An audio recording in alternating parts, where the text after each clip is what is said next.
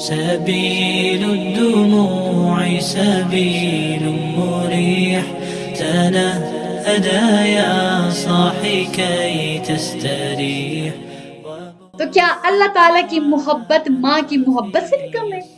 ماں کو محبت کرنا تو انہوں نے ہی سکھایا ہے، اللہ نے ہی سکھایا.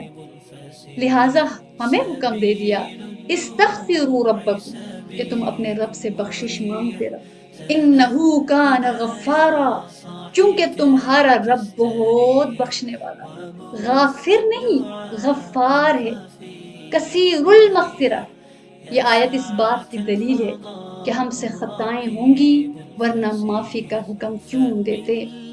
اگر ہم معصوم ہوتے تو استغفروا ربکم نازل نہ ہوتا، کیونکہ خطا جو انسان سے ہونا ہے اس کا معاملہ یقینی تھا، اس لیے استغفار کا حکم نازل ہوا. لہٰذا ماضی کے گناہوں سے معافی مانگو اور آئندہ کے لیے توبہ اور عزم مصمم کرو کہ آئندہ کبھی یہ گناہ نہ کروں گی، کبھی یہ گناہ نہ کروں گا. لاکھ بار خطائیں ہو جائیں لیکن جو توبہ کرتا رہتا ہے یہ علامت ہے کہ یہ بندہ حال میں بھی محبوب ہے اور مستقبل میں بھی اللہ کا محبوب ہے. جس بندے کو کسی کا لحاظ ہوتا ہے، جس بندے کو کسی سے پیار ہوتا ہے، وہ اگر کچھ بدتمیزی کر بھی جائے وہاں ناراضگی ہوتی نہیں ہے، ناراضگی نہیں ہوتی. بس تھوڑی دیر کسی بات کے اوپر راضی کر لیا، ایک دوسرے کو راضی ہو گئے، یعنی کیونکہ وہاں ناراض نہیں رہ سکتے تو راضی کر لیا. ایک نہیں ایک تو راضی کرتا ہی ہے، مناتا ہی ہے. تو یہ اللہ پاک اور بندے کا جو معاملہ ہے یہ بڑا ہی پیارا معاملہ ہے. تو لہٰذا یہ علامت ہے کہ یہ بندہ حال میں بھی محبوب ہے اور مستقبل میں بھی اللہ کا محبوب رہے گا.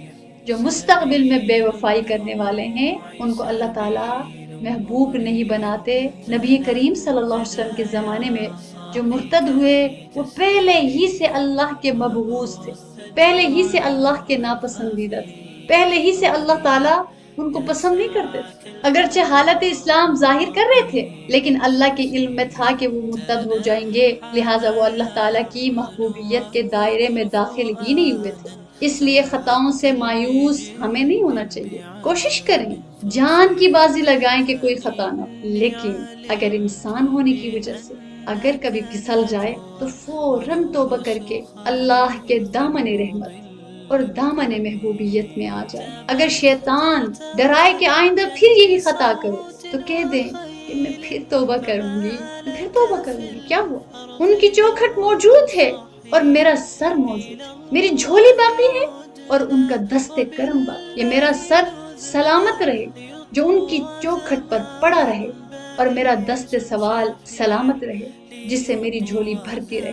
میں تیرے حضور لائی ہوں ندامتوں کے آنسو، تیرا در رہے سلامت میرا سر قبول. میرے پینے کو دوستو سن لو آسمانوں سے میں اتر. اللہ اکبر کبیرہ. تستريح وبث الدعاء الخفي الصريح يسعك الفضاء الرحيب الفسيح. سبيل الدموع